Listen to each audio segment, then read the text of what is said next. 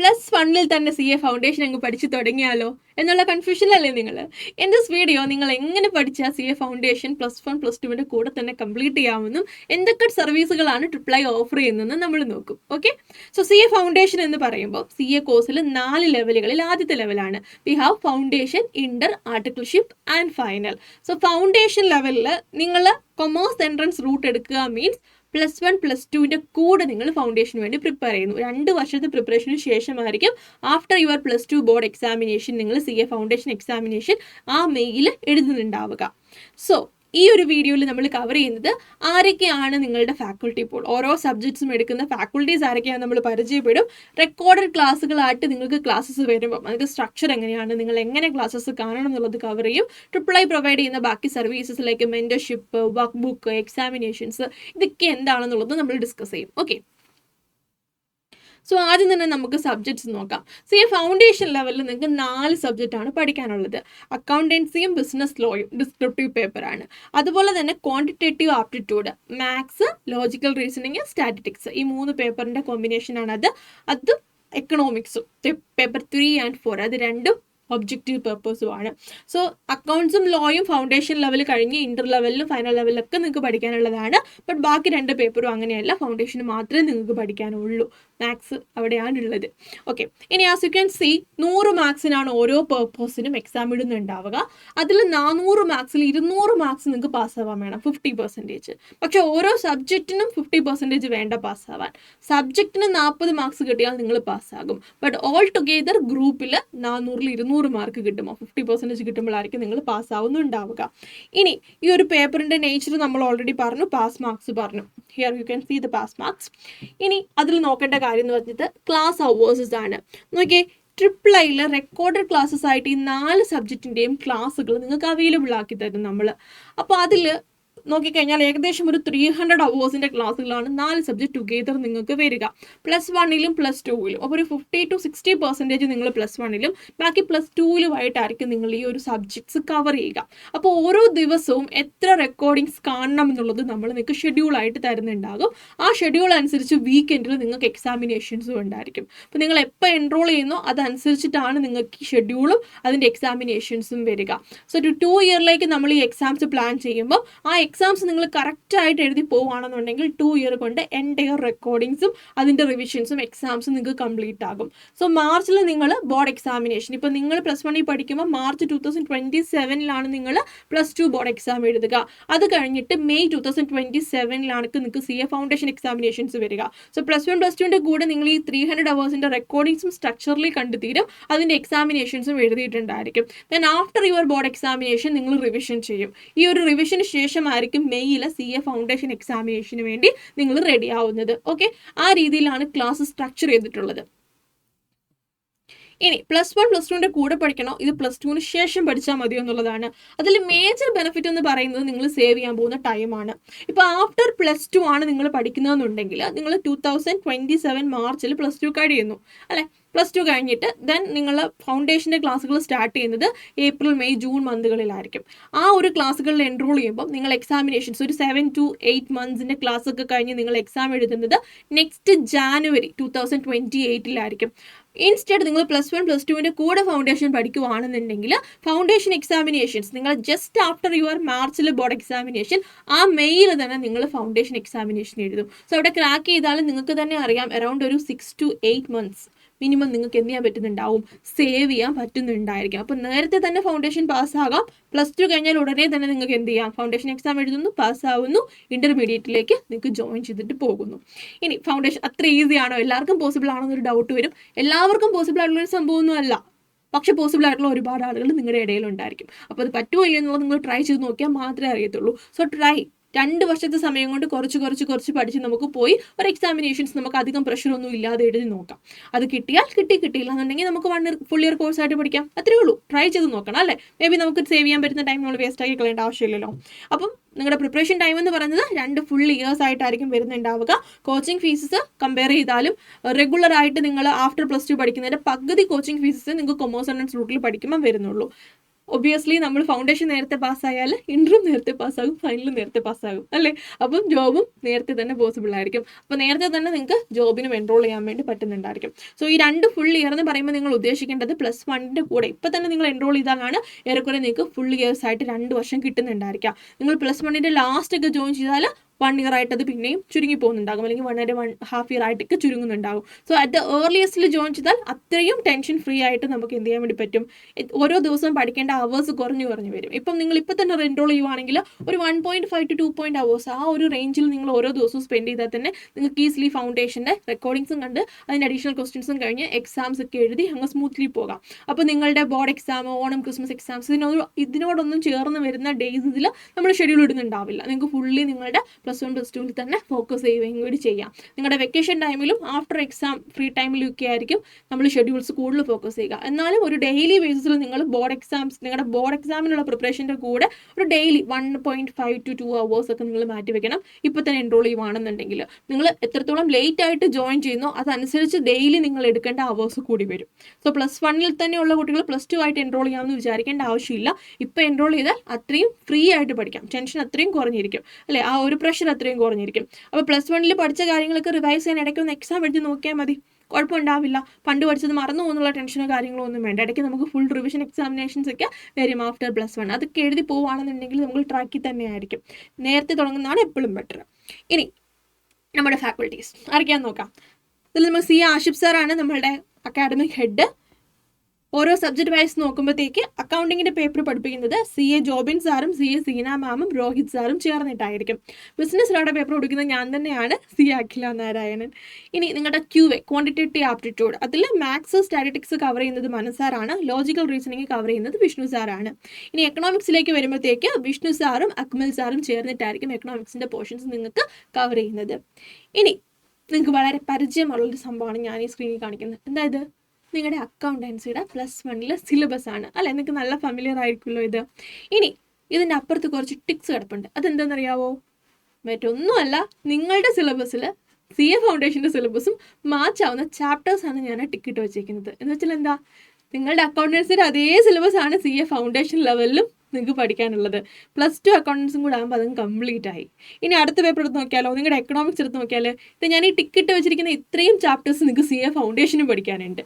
ഇനി +2 എക്കണോമിക്സിൽ ഇത്രയും portion, maths എടുത്തു കഴിഞ്ഞാൽ മാത്സിൽ ടിക്കിട്ടിരിക്കുന്ന പോർഷൻസും അതുപോലെ ആ ലാസ്റ്റ് കണ്ടോ സ്റ്റാറ്റിസ്റ്റിക്സ് ഒക്കെ കിടക്കുന്നത്, ഇതൊക്കെയാണ് നിങ്ങൾ QAയിലേക്ക് വരുമ്പോൾ അവിടെയും പഠിക്കാനുള്ളത്.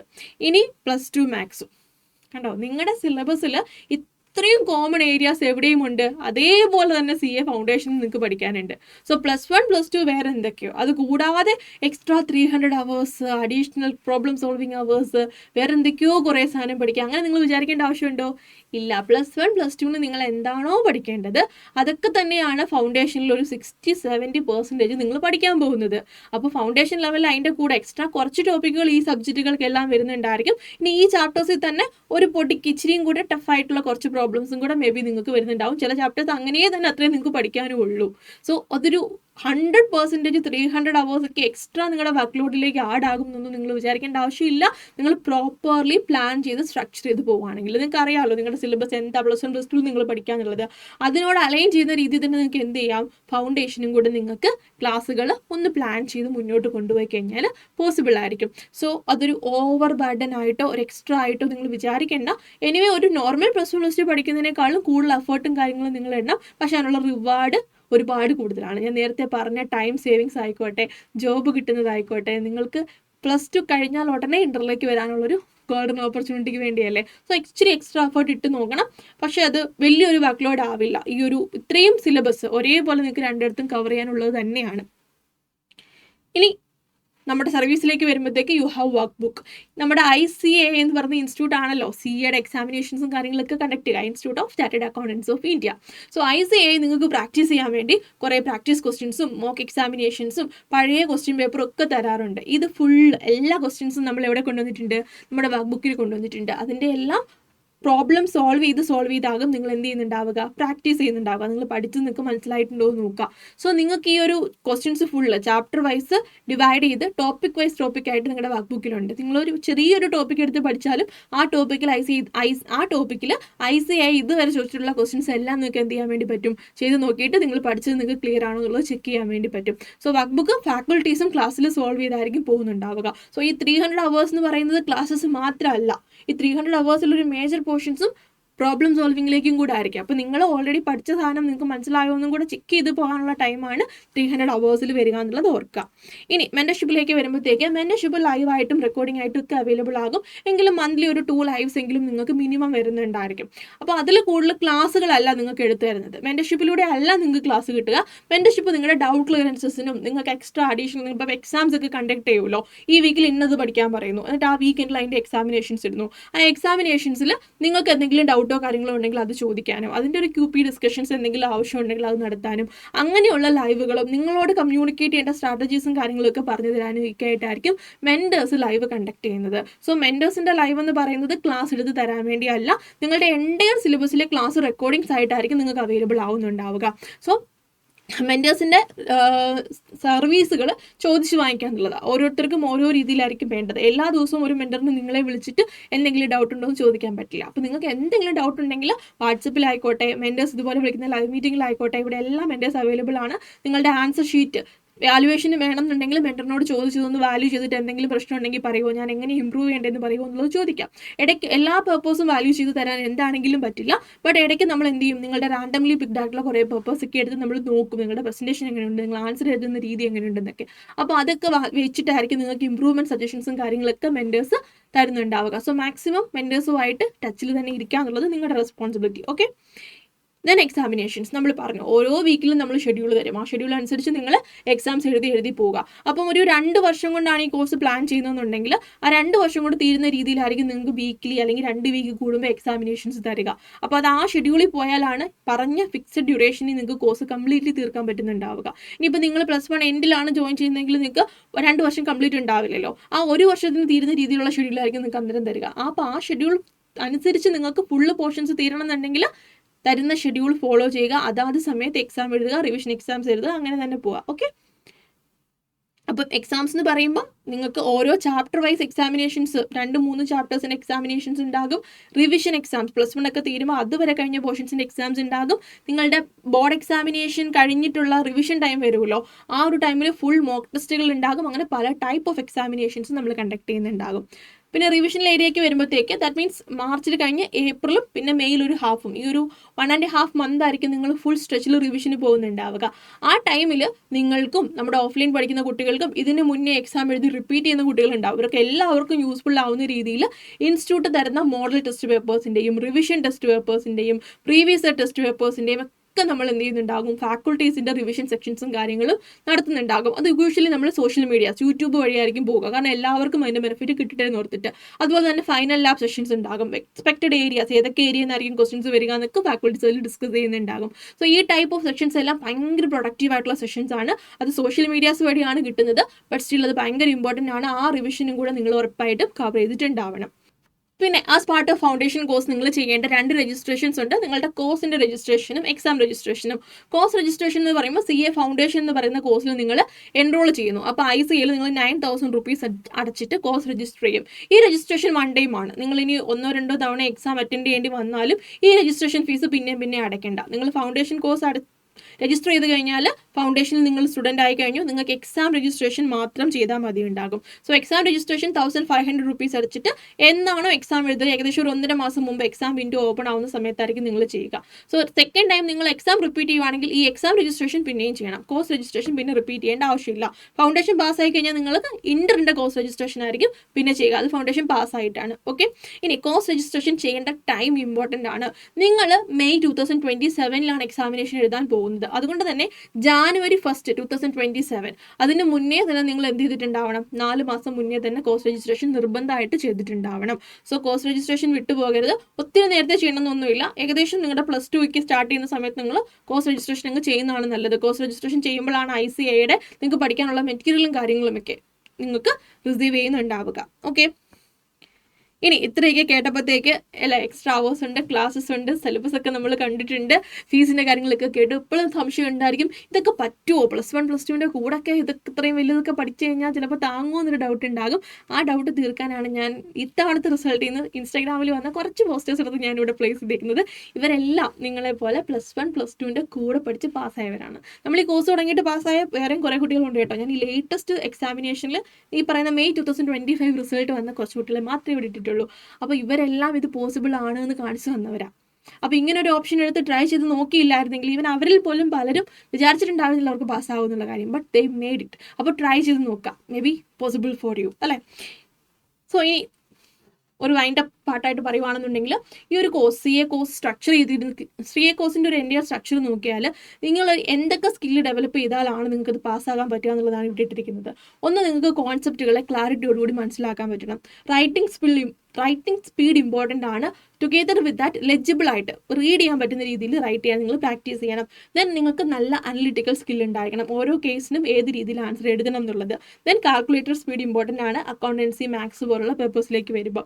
ദെൻ ഇൻ്റർപ്രിട്ടേഷൻ സ്കിൽ, അവിടെ നിങ്ങൾ നോക്കേണ്ടത് എന്താ, ഒരു ക്വസ്റ്റ്യൻ കണ്ടാൽ അതെന്താണെന്ന് വായിച്ച് മനസ്സിലാക്കുക എന്നുള്ളത് ഇമ്പോർട്ടൻ്റ് ആണ്. It's not always that easy. So അത് പ്രാക്ടീസിലൂടെ മാത്രമേ പോസിബിൾ ആകത്തുള്ളൂ. സോ ഈ സ്കിൽ സെറ്റുകളിൽ നിങ്ങൾ മാസ്റ്റർ ചെയ്ത് കഴിഞ്ഞാൽ ഏത് ലെവൽ ഓഫ് CA എക്സാമിനേഷൻസ് ആണെങ്കിലും അത്ര നിങ്ങൾക്ക് പ്രശ്നങ്ങളില്ലാതെ ഈസിലി ക്രാക്ക് ചെയ്യാൻ വേണ്ടി പറ്റുന്നുണ്ടായിരിക്കും. Okay, so that's it. So എന്താണ് CA ഫൗണ്ടേഷൻ വിത്ത് +1 ആൻഡ് +2 എന്നുള്ളതിൽ ഒരു ഓവറോൾ ഐഡിയ നിങ്ങൾക്ക് കിട്ടിയിട്ടുണ്ടായിരിക്കും.